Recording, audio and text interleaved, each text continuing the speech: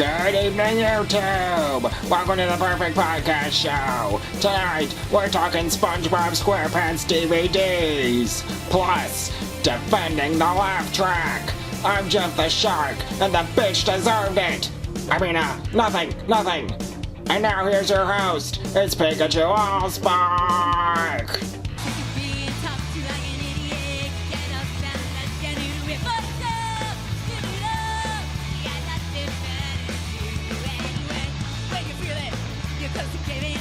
Keep shouting to the listening buddy, go! Build it up! Absolutely nothing.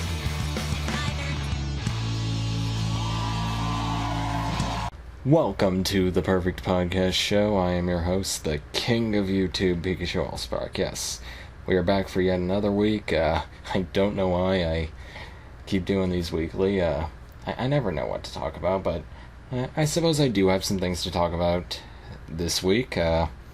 So, as you may have seen, my most recent video before this one was the Spongebob SquarePants Season 11 DVD unboxing video. Yes, that video came out, and, you know, that's not really a surprise, you know. I am, of course, a huge fan of the Spongebob SquarePants cartoon, and it makes sense that I would get that DVD, but the strange thing is, I don't have the Season 10 DVD yet. There has not been an unboxing video for the Season 10 DVD.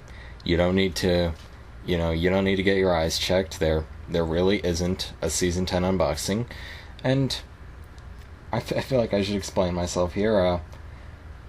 You see, back in October, I wasn't exactly, the most having of money type of person, and it was kind of impossible for me to realistically just be able to get the DVD back then. And I really don't want to go into too many details, so we'll just leave it at that, It didn't have a lot of money, wasn't able to get it. And the next few months kind of followed the same pattern, and I was finally able to get it in February, which I planned on doing. In February, I went to every single store I could possibly think of. I went to Walmart, I went to the other Walmart, I went to Target, and what are the other places I went to try to find this freaking thing? Heck, I went to a Walmart in a different town, and yet, Walmarts and Targets are kind of the only places that sell new DVDs around here. I kind of wonder, would a movie rental store sell new DVDs if those still existed? Perhaps. Maybe we should bring those back, because those were freaking amazing. But that's a tangent. Anyways, I searched everywhere for this SpongeBob Season 10 DVD. And why did I do that, instead of just going on to Amazon, clicking a few buttons, and having it shipped directly to my house, after, of course, paying them? Well, the thing is, I really like going and getting stuff, I like the experience of actually going, getting the DVD, bringing it home, and then making the video about it. And, so something's kind of just lost if you do that, if you do it on Amazon, if you do it online, you kind of lose something there, and it just doesn't feel the same. Like, it doesn't feel the same as, actually going to the store and getting it. So, that's kind of why I don't have it yet, but I figure I don't have a choice at this point. So, within the next few weeks, or the next month or so, hopefully, I plan on just, biting the bullet, logging into my Amazon account on this new computer, and ordering this DVD, having it shipped to my house, and then the unboxing video will come. And then I will actually have all the SpongeBob DVDs that they've released so far, of the full season DVDs that they've released so far. Well, actually, I don't actually have all the full season DVDs. You see, I do have most of the seasons of SpongeBob on DVD, but I don't have them in the traditional way. You see, back in 2009, Nickelodeon released the first 100 episodes of SpongeBob on DVD. It was this big, like, 20, well, not 20, but like, it was like a 15 or so disc collection. Maybe it was 14 or something, I don't know. Anyways, this huge collection of just a bunch of discs in a big box. And the first 100 episodes is, that right there, is seasons 1 through 5. Just in a big box. Seasons 1 through 5, those are 100 episodes. And so, that is how I got the first 5 seasons on DVD. I got the first 100 episodes DVD box set. And after getting those, I got myself the season 6 volumes 1 and 2. Remember when they used to release SpongeBob DVDs in 2 volume sets? Remember when they used to release the full season DVDs in 2 volume sets? Yeah, I remember that. And yeah, I got season 6 volumes 1 and 2. So, 2 different box sets, both like $20 for what most people would consider the worst season of SpongeBob in season 6. I didn't think it was that bad, but like, it wasn't really that great, I think season 7 definitely improved upon it, that's for sure. And season 7, interestingly enough, season 7 is the first one where they started doing the box sets in the way they do them now, where it's like the same size as a normal DVD case, but it's got like 4 DVDs in it. You've seen the way they do them now. Well, season 7 was the first one where they started doing that, and I managed to get that one as well. And you've seen, and I don't know why I said you've seen, but when season 8 came out, that was the first one I did an unboxing video for. Well, the first full season that I did an unboxing video for. Yeah, SpongeBob Season 8 DVD unboxing. It's on my channel. Don't go watch it, it's probably cringe. I really can't watch my old videos. It's just, I just like to focus on my new stuff, I'd like people to focus on my new stuff too, but I keep receiving comments on stuff from 2009 that I have not watched in years, and, I appreciate the comments, but, like, can you go more towards the 2020 section, or at least 2019? Come on. Anyways, yeah. In Season 9, the Season 9 DVD, I unboxed that on the channel as well. There's a video of that. I believe I did it against a Christmas background because I got the DVD in December and wanted all my videos to be Christmas themed. What was Christmas themed about this unboxing? Probably nothing except the background aesthetic. Yeah. If you haven't noticed, aesthetic is one of my favorite words. I just think it's great. It's like one of the best words in the dictionary, I swear. That and taint. Taint is a good word too. If you don't know what a taint is, Google it. Also, Google Alaskan Pipeline. I had to know what that is, and now you do too. So Google Alaskan Pipeline.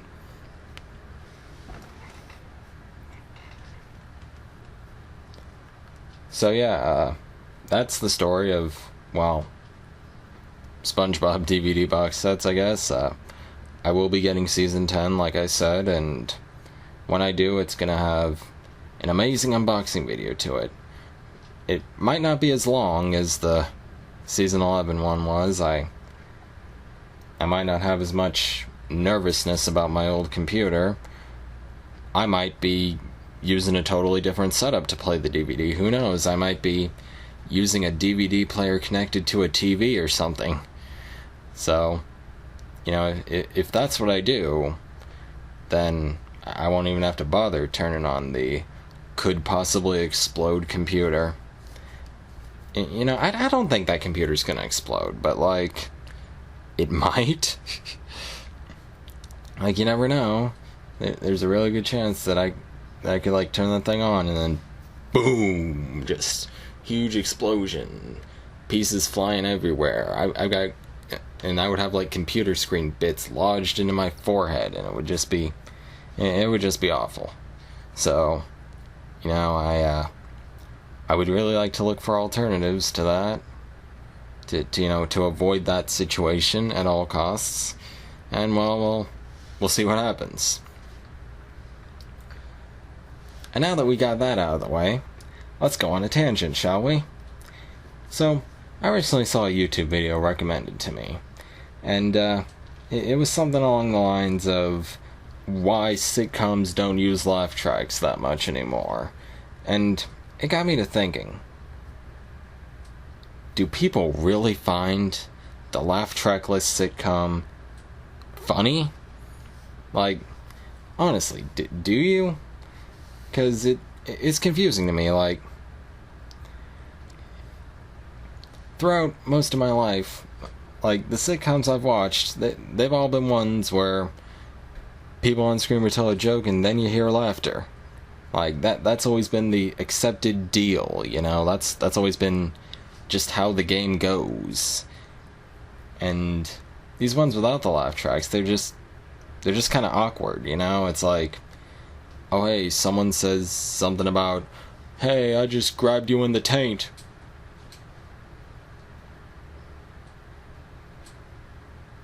You see how awkward that is?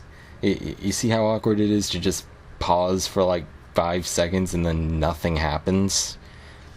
And a lot of these ones will they'll compensate for awkwardness. They won't pause. They won't pause at all when they're talking. And that's something I absolutely hate, because, a big thing with the laugh tracks is they gave you a second to digest what's going on here. They gave you a second to digest the jokes, It's if everyone's telling a bunch of jokes a mile a minute and constantly talking and never shutting their fucking mouths for 2 fucking seconds.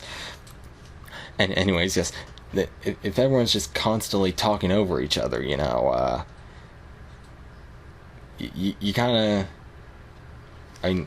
where's the time to laugh, huh? You don't have any time to laugh in that. You really don't. It's just bam, bam, bam, bam, bam, bam, bam, bam, bam, next scene. And I've seen a few of these types of sitcoms. That's how I know this is what goes on. And, that style of writing, it's just not something I'm into. And I'm pretty sure, a lot of them are fucking improv, which, that's worse. How fucking dare you spit in the face of writers who are just looking for a job, and then you think, oh, look at me, I can be funny all on my own, I don't need no writers. Who do you think you are, you douchebag? But on a serious note, I prefer a joke that's actually been written, You can kind of tell when someone's doing improv in one of these things, because they'll just constantly be saying things, and I don't know how to explain this. How to explain how to tell an improv joke from a non-improv joke in one of these things. And since I can't exactly think of the way to explain it right now, let's try and circle back to that later.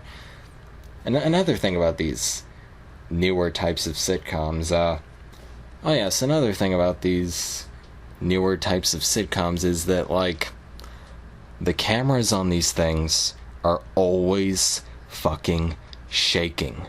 Like, if you watch one of these things, the camera is never still. It is never still. It is constantly shaking, and it's irritating. Like, it's irritating the fuck out of me. And this is coming from a guy who watches professional wrestling every week, and that has like 1 million camera cuts every 5 seconds.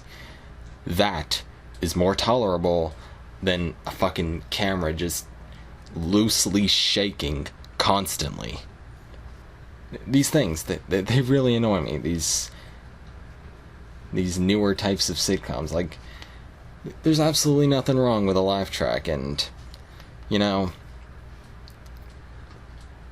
a lot of these sitcoms don't even use the laugh tracks.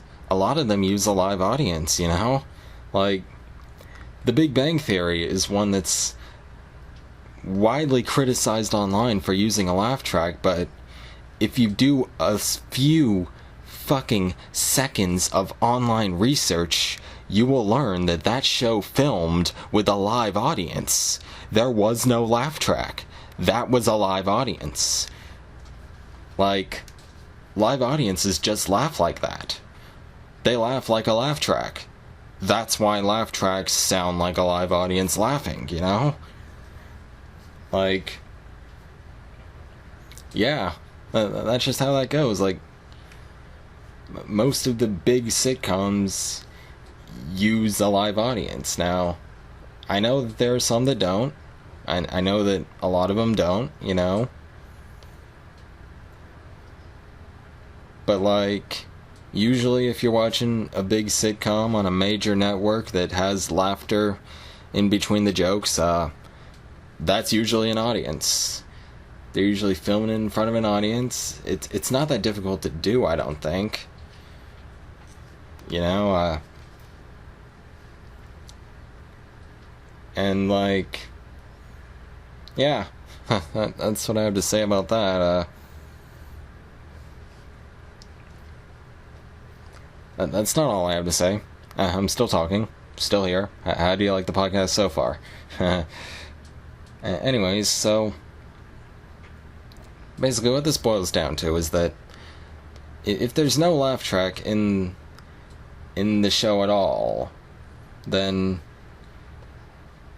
everything's just going a mile a minute. It goes too fast.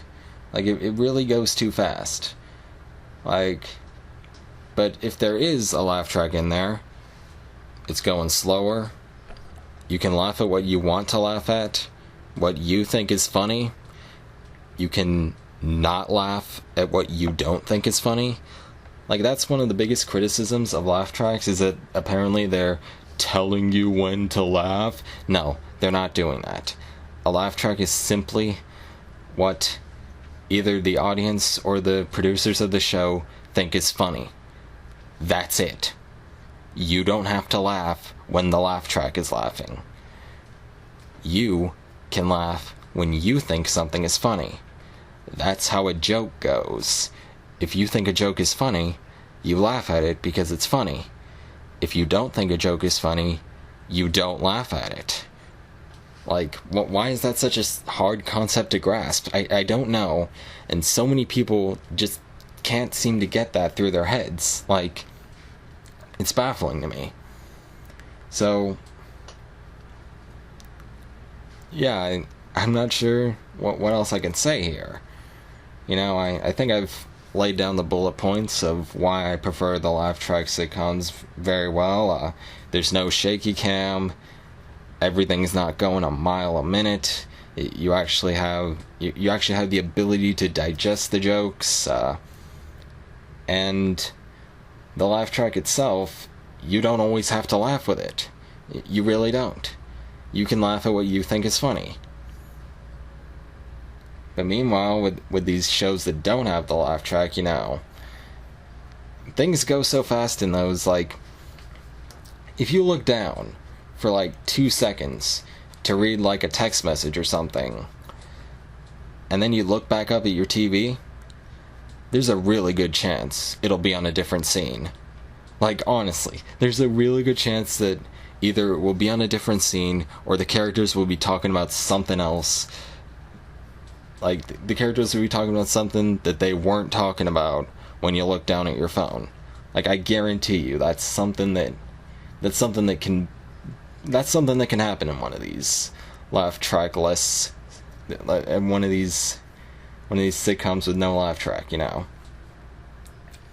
But hey, I guess that's just my opinion with this. Again, it's perfectly fine to disagree with me, but, you know, I'm right. Yeah. But in all seriousness, if you enjoy those types of sitcoms, I guess that's fine, you know. I don't. But hey, the laugh tracks aren't completely gone. The live audiences aren't completely gone, you know. And yeah, they've been, the two types of shows have been coexisting for a while, and you know, nobody's really trying to push anything out right now. So, you know, unless this becomes a bigger issue, I guess there's no problem right now. But, you know, if they try to just make this newer type of sitcom like the norm, then I'm gonna have a problem. Then I'm gonna write some letters to TV networks, and when I say that, I mean emails. Nobody writes letters anymore. So yes, that was this week's episode of the Perfect Podcast Show. I believe I talked about a whole bunch of stuff, and you were informed of Spongebob DVDs, my sitcom thoughts, and who knows what we'll talk about next week. Join us then. Well, join me then. I don't currently have a co-host. But anyways, join me next week for some more riveting podcast fun. That was the Perfect Podcast Show. You can follow me on Twitter at Pikachu Allspark, my second channel, Pikachu Allspark TV, and until next week, all hail the king.